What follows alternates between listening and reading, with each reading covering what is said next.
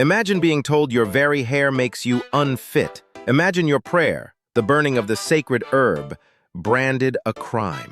For Rastafari in Barbados, this wasn't imagination. From the late 1960s onward, as the movement crossed from Jamaica, Rastas became a target. Half a century later, the struggle for full recognition still isn't over. Rastafari entered Barbados at a time when the island had just shaken off colonial rule, but was still held tight by conservative Christian values. Anglican and Pentecostal churches shaped public life. To many youth, Rasta offered dignity, black pride, and rebellion against Babylon. But to the establishment, it looked like trouble. Dreadlocks, italivity, and the sacramental herb marked them as outsiders. Schools enforced colonial grooming codes. Police viewed the locks and ganja as symbols of deviance. And community testimonies recall Rasta women reportedly being forced to remove their head wraps at checkpoints, stripped of cultural dignity in public. Barbados never saw a Coral Gardens massacre like Jamaica in '63, but persecution here took quieter,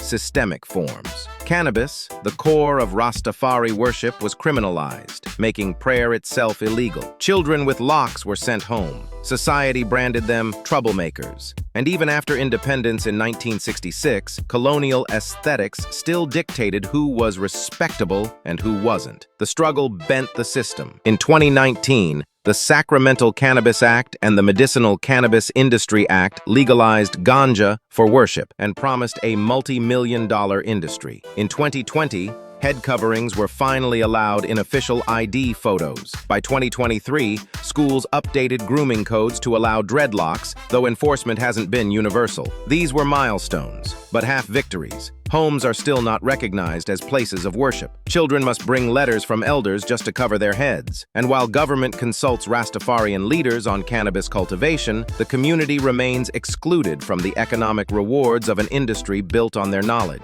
Rastafari in Barbados is more than a minority faith. It's a mirror, showing how independence didn't erase colonial attitudes overnight. The state tolerates, but hasn't fully embraced. True justice means not just symbolic recognition, but real inclusion in schools, in politics, in the economy. Until then, Babylon still lingers in the system. So I'll ask you, is Barbados moving toward justice or still clinging to Babylon's chains? Drop your thoughts in the comments. Rastafari in Barbados didn't face open massacres like Jamaica, but the persecution was real, through laws, through schools, through police, through stigma.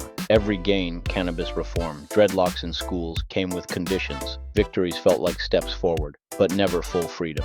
This is One Drop Facts. One love, one drop, one mission. Stay groovy.